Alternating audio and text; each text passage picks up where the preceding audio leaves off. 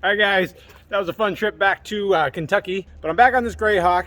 My next thing I'm going to do is going to be working on the generator. Now when we did the AC replacement, star's still working. I don't know if you guys heard it or not because it might be edited out.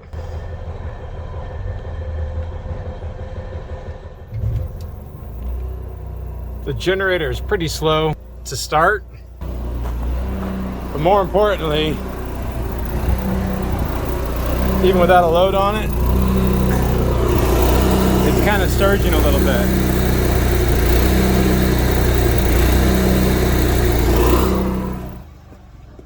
Now with it surging like that, it can put out some bad voltage and some bad cycles or hertz. And of course that can damage our brand new AC unit we put on. It can damage the converter or the battery charger, microwave, all the other electronic components too. Now, these are carbureted. There's not a lot of adjustments to be done on it. You can drain out the fuel from the fuel bowl there. You can adjust the throttle a little bit right there for the idle speed. Otherwise, it's got a mechanical governor on it to keep it in the right range based on load. Now this is a Onan 4KY. It's a 4,000 watt generator. But even the bigger Emerald series like the 5500 or 6500 will have a carburetor on it. And their biggest weakness is that most RV owners don't full-time or use their generator every month, and those carburetors can get clogged up. So Onan tells you need to run it at least an hour a month under a load, but that's the bare minimum. If you don't, usually the shut-off valve right there, that's how it shuts off fuel to the carburetor to turn the generator off, gets clogged up because it's at the bottom of the carburetor bowl itself, or of course the float can start having issues. Some people will take these carburetors apart and rebuild them. I've tried that a few times. Sometimes it works, sometimes it doesn't. Sometimes hooking up seafoam as an input to the carburetor itself and then running the generator helps clean it out. Sometimes running it for hours and hours and hours helps clean out the system too. It's just with all the additives that get put into fuel, what happens is the fuel evaporates out of the bowl over time and it leaves a lot of varnish in the carburetor itself. So it's almost really difficult to clean it after the fact. Like I said, rebuilding a carburetor is possible, but the seal between the bowl and the carburetor body itself sometimes leaks after you rebuild it. And I don't know if you notice right below the carburetor is the actual engine. It gets quite hot, and leaking fuel right onto the engine can cause fire. And I don't want to be responsible for a fire, so even though they're incredibly expensive, I'm going to be changing out the carburetor, which is kind of unfortunate because it does look like it's been changed out probably within the last year or two. Yes, I do know these are very expensive, like ridiculously expensive. You can find them for about a quarter of the price on Amazon. I have tried those 3 different times, and those carburetors have caused me nothing but problems. They seem to have a metering issue. The machining inside of them, whether it's the jets or the needles, I don't know what's wrong with them because they look identical on the outside. Just has caused me nothing but problems, so I have a hard time ever recommending those. You'll find some people that swear by them and they work just fine, but 3 of them, it's more than enough for me to say no to them. I just get the manufacturer's direct replacement. You can see the part number right there. This is a 4KY. Usually two models of them. They have a fuel line intake right there, and then some of them will have an evaporator hookup. So that's usually the biggest difference. So if there's 1 tube, that's the standard one. If there's 2 tubes, that's the less standard one. So we're just going to change that out really fast.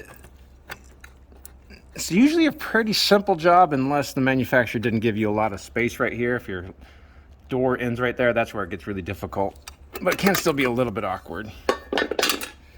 And we're going to just go ahead and do a service while we're at it too. There's the air filter. All right, let me go ahead and... All right, well, the first thing we have to do is disconnect this fuel line right there. I was just going to use my clamps right there to keep fuel from leaking.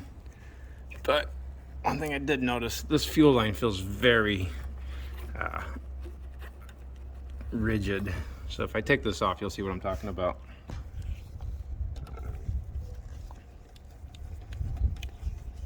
Normally the factory will have a pinch hose clamp on there instead of a screw hose clamp. Let me see if I can't show you what I'm talking about.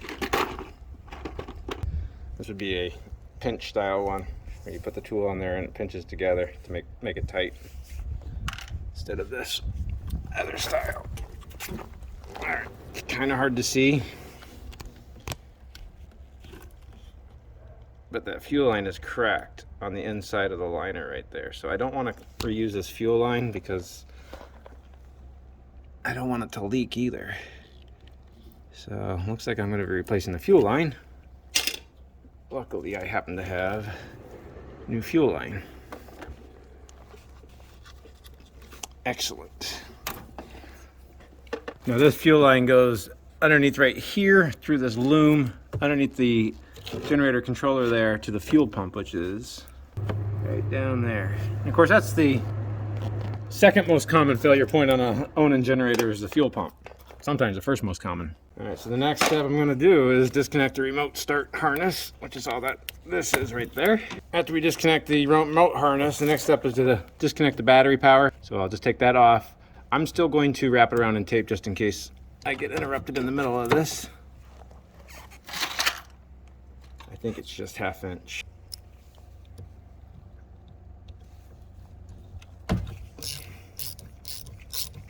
Now this is the ignition.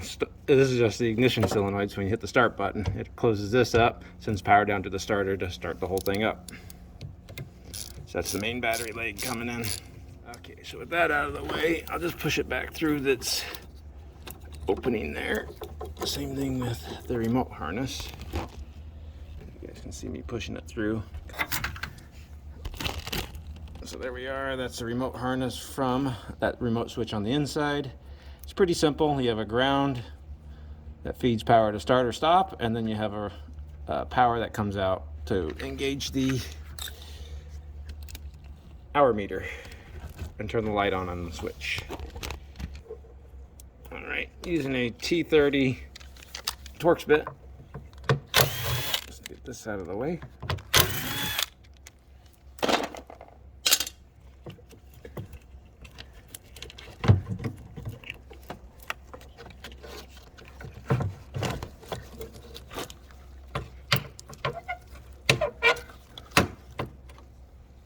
Okay, so now you can hopefully see that fuel pump a lot easier now. And that's the other end of the fuel line.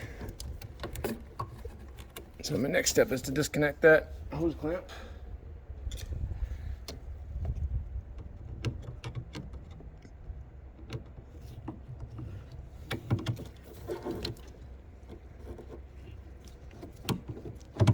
But obviously if we're talking about common failure points on an Onan generator, this controller is the third most common failure point right here. The ignition coil, or the ignition solenoid, not too much. But this controller, this potted board, is usually the third #1 common things to go bad. And each one of those are surprisingly expensive. Now I got that disconnected right there. Now we just need to feed a new line through. Shouldn't be too bad. So just pull it out there. Now maybe you can see how the inner hose itself is cracking. Yeah, I could have cut it back, but if it's cracking there, it's probably, and it's not very pliable, it's gonna probably just keep cracking. So there's no reason not to replace it. Here we go. I got my new 1/4 inch fuel line. It's from Napa, not a sponsor. We're calling it 1/4 inch. Do you see it there? I just have to feed it down through the loom. Twist it as I'm pushing it in, and there we go. Easy peasy. For it to be on this way, but I might as well put a new hose clamp on, right? That one looks a little bit funny. New hose clamp. Fuel pump. I just have to tighten up that hose clamp. Alright, that's pretty tight. I feel comfortable with that. Next up, we might as well just do the carburetor. There's only 2 bolts that come down the side of the carburetor. I don't know if you guys can see it or not. These are the bolts right there. They'll come through right on the intake side here. Let me get a flashlight. So you can see the bolt head there, and then there. Now it's 10 millimeter. I normally just put the whole thing together, put it down in there, and get on the bolt head itself. Battery powered ratchet, it'll be a lot nicer.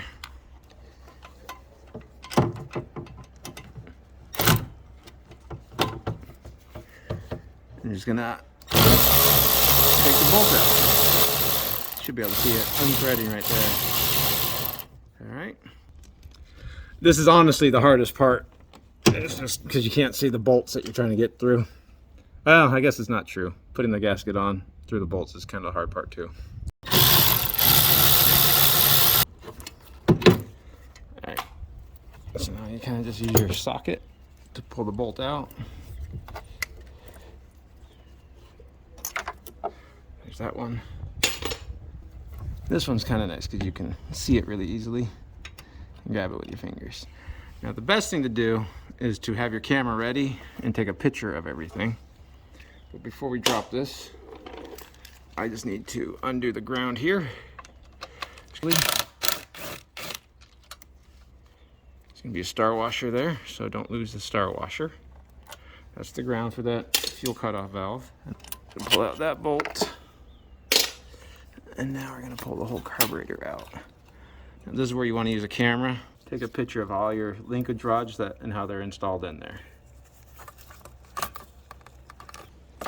Alright, so with that carburetor out of the way, now I can undo the spade connector for that fuel shutoff valve. And now, using some needle nose, and take off that throttle spring, tilt it, and then this is where you want to make sure that your choke is everything lined up. This choke is honestly kind of the problem, putting it back in too. But this choke goes over here to, there's a adjustment right there for the choke. Don't ever touch that, it's probably fine. It's exhaust will heat up the bimetal choke in there, and then it'll move that linkage to adjust the choke. But that's it. This part is not part of the carburetor, so definitely take that off. And now everybody wants to look inside of it. There's not much to see in there. These are really incredibly simple carburetors. They just don't like to be rebuilt. But I know, I'm sure a lot of you guys have had pretty good luck with that. I haven't. So the new carburetor is going to be right here. It does come with instructions. I don't need those. It comes with a sticker for the right oil filter or right air filter to put on it to retrofit back to. It comes with an envelope of gaskets. Right here, there's a few different style ones. Just match those up. And here's the carburetor itself. Like I said, not too much to look at here. We got the new carburetor right here. Got the choke, just gonna fit on, double fit. Pretty simple. Got the throttle that goes to governor right there. Pop that back through. Put the return spring in position. And now the whole thing's gonna go in place. But don't forget, we need to hopefully plug in that power feed first, because it is difficult to do because it's so short after the fact. All right, on these spade connectors, I do always like to look underneath and make sure that the actual mill part didn't go underneath there. Sometimes it bends down, so I do want to make sure it did go into the female side of the spade connector, and it did. So that was pretty straightforward. Get that back out of the way. Okay. Now I joke, but it does actually tell you which gasket goes where. It is important to put it in the right position. Now first gasket is going to be the biggest one because it's going to be able to fit around that choke. So what I'm going to do is first get one of these bolts started through the air filter housing. The bolt right there. Now you can get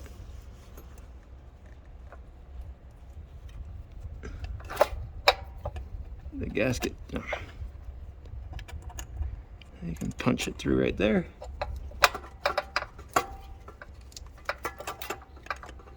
pull it back a little bit and get the carburetor through there, and now it's kind of supported in place. Right, we're half the battle's done. Put the new gaskets on this spacer. I'm just gonna use my razor scraper. I'm sure you guys have seen this a lot, and I'm just gonna take the old gasket off on both sides. All right, get our small gasket there. Hook it in, put the bolt through.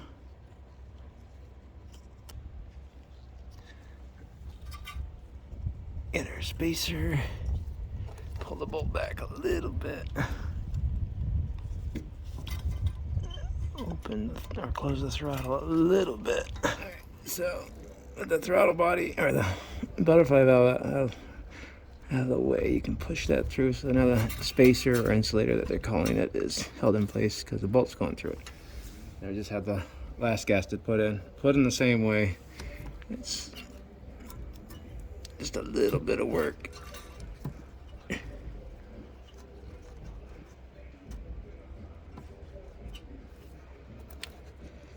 push it all through. I'm just using my socket on an extension right there. I'm just going to keep lining everything up. Don't want to make it tight because we don't have the back one in yet. Pretty good right there. Now you grab the other bolt and basically just line up all the gaskets. It'll be a little bit tedious lighting everything up, but it'll work. Sorry, you guys are kind of in the way, but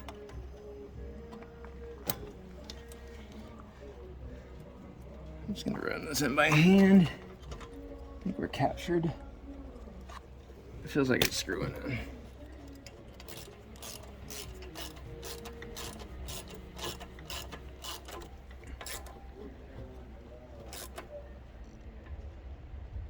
Alright. And then tighten up the last one. That one's nice and tight. Just check the other one more time, make sure nothing changed. Alright, still nice and tight. Now, because I'm doing a generator service too, we're gonna add a new air filter. There's your part number for the 4KY. Has a foam gasket on that one side, and with everything out of the way, it's not too difficult to push on, put in place, and hold in place with a thumb screw or thumb nut. Okay. And before I hook up the fuel line and cut it to size, let's go ahead and put the ground back on the eye loop. Okay. Okay, we're good there. Next thing we're gonna do is put the fuel line back on again, cut it to fit. I'll cut it right about there. Set my tubing cutter.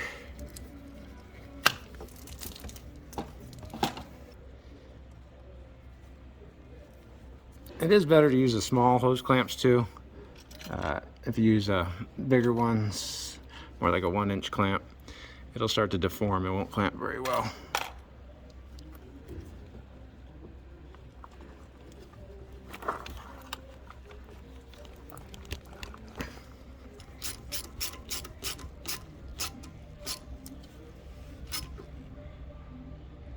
Okay, so we're pretty good on that. Like I said, this is where you drain out the carburetor fuel bowl. So if you are going to store this for a period of time without running the generator, definitely drain the fuel out. Get just a little cup right there to catch the fuel that comes out. Like I said, mostly you never have to adjust anything on here.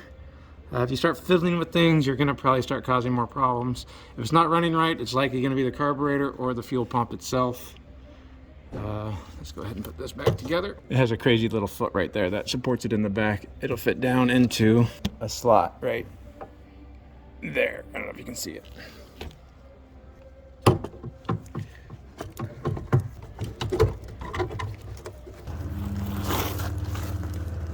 Hope you can kind of see the tab going through that slot there. And then we'll put the screws back in.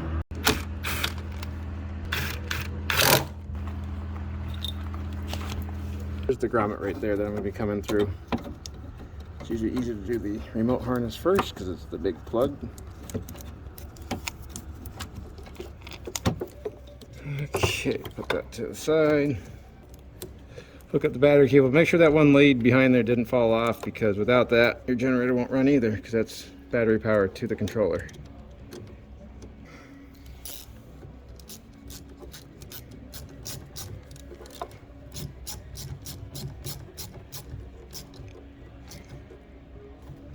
Alright, go ahead and hook up the remote harness back again. Let me go hook the battery back up again. Now before we start it, we can push and hold the stop button right here. Fuel pump should turn on, and that'll fill up the fuel bowl in the carburetor. You can hear the fuel pump running. It sounds like it's clackety clack. It's probably out of fuel. If you go to start it.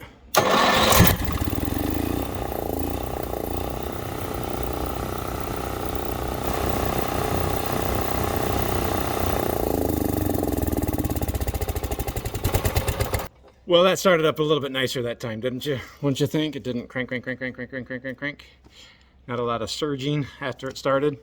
But you may not also know is hidden right behind right here. This little toggle switch, that's the circuit breaker. If you're on the generator, you never get any power inside, make sure that breaker, that's the 110 circuit breaker, didn't trip. You can usually read it when it's in the off position, because off is away from you, but when it's on, it's towards you, and you can't read it, because it's mounted right there. It should be like right there, but I didn't design this even a little bit, and Onan's had it that way for 20 years. So that was changing out the carburetor on an Onan 4KY. Pretty straightforward, pretty standard mechanical work, but I also still have to do a generator service, so let me go ahead and fire this thing up. We'll get it hot. It's a pretty simple service because there's no oil filter on this.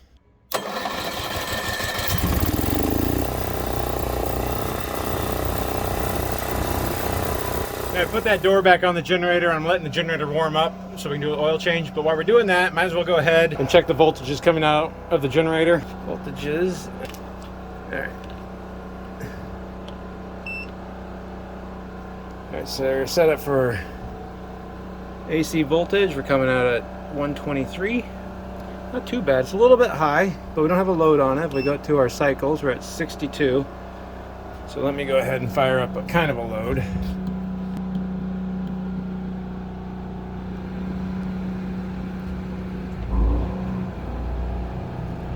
Alright, AC just kicked in. And look at that, it kicks down to 60.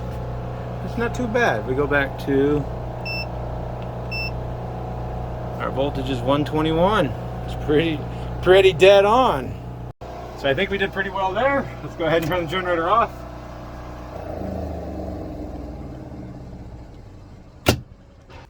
But that's definitely the advantage of using an Onan carburetor. You really should not have to adjust it after the fact.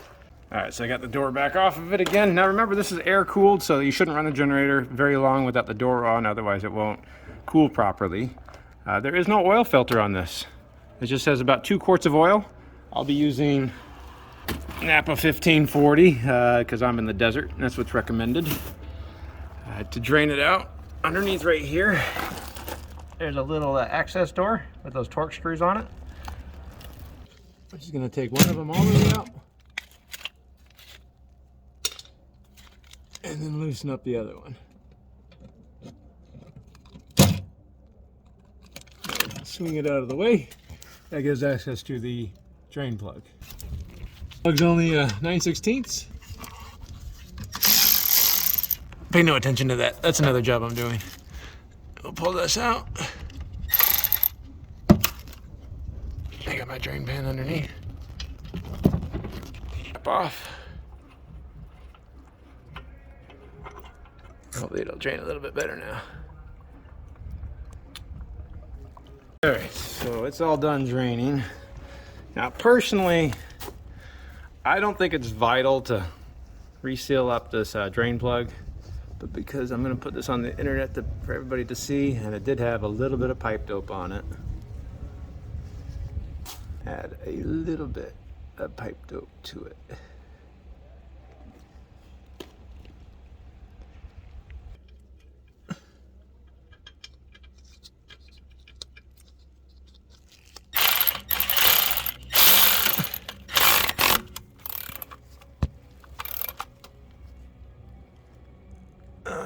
pretty good about that. Now I don't want to put that door back together underneath yet because I do want to check and make sure it doesn't leak, obviously. So the next step is going to be to fill it up. When it comes to the oil change, I think filling this thing up might actually be one of the more difficult parts. Remember I said it takes about 2 quarts. It's actually about 1 3/4 quarts. I like to put a towel right there just to catch anything. It'll take the first quart pretty easily.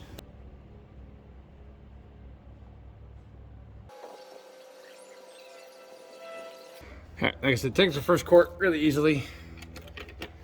And yes, I could be using a funnel here. I won't deny that. But I kind of find the funnel to get in the way sometimes because it takes too long to drain. So it'll start to overflow pretty easily on the second quart. Fill it. Oh, see, I went over the top. See how fast that went? But if I were to put this in, might be hard to see. We're still right about there. Now, even if I screw it in, it'll still be low.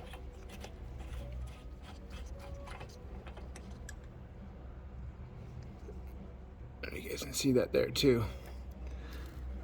And I still have about 1/2 quart left in here. So.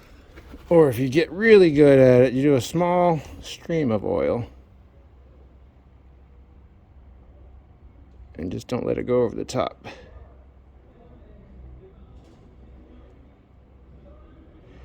Usually about the time it stops receding and stays on the threads, that's about when you're done. Now if your RV is equipped with jacks, you can jack up whatever side is the outside so that it tilts a little better. I have done that. But definitely do not accidentally bump that right there because it will crank the engine and it will shoot a whole bunch of oil right in your face. So put that in. It's reading full. I don't know if you guys can see that. It's full.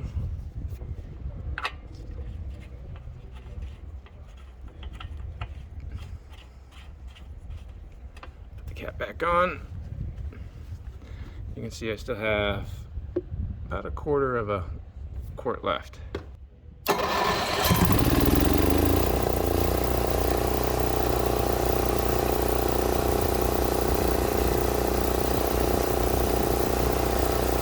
I'm going to run it and make sure it's not leaking underneath or anywhere else, and then we'll be done.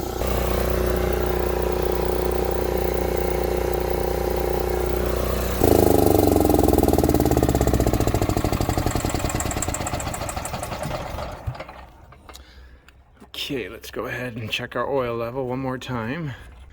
All right, we're going to call that good. Don't forget we need to put our oil access door back up.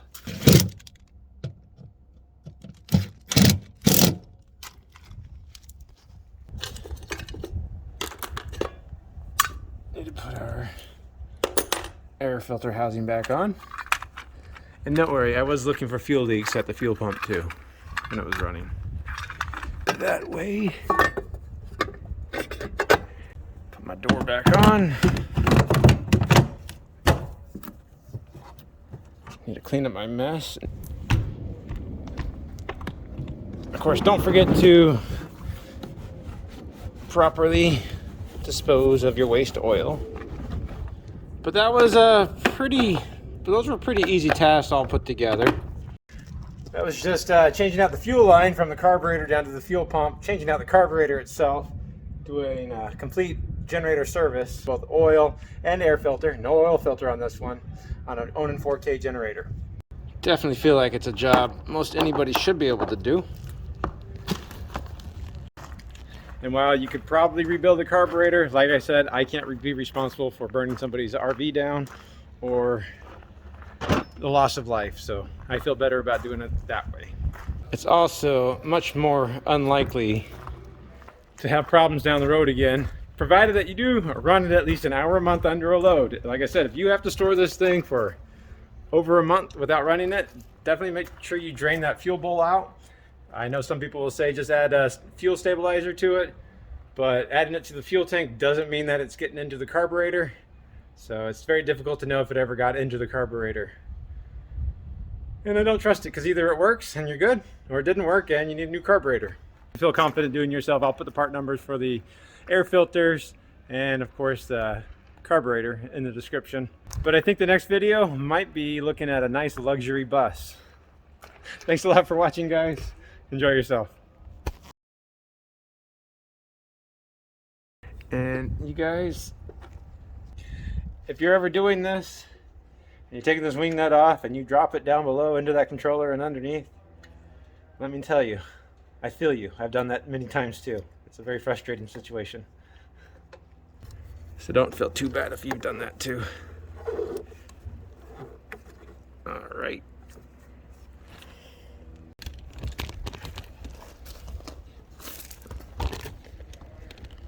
Okay.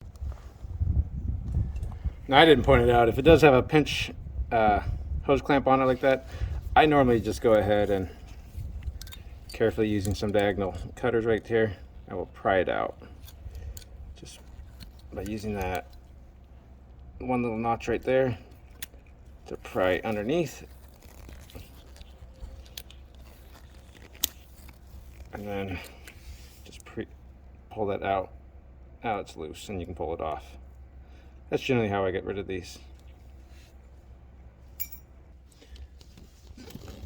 Of course, I guess if you're replacing the carburetor, you could just cut the fuel line and not have to worry about that. But then the fuel line gets shorter.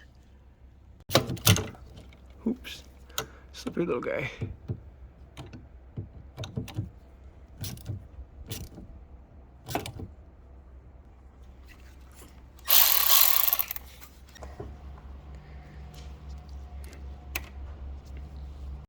Take one of them out.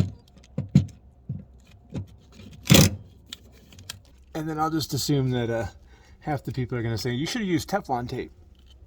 I don't really care. And maybe I should have, I don't know.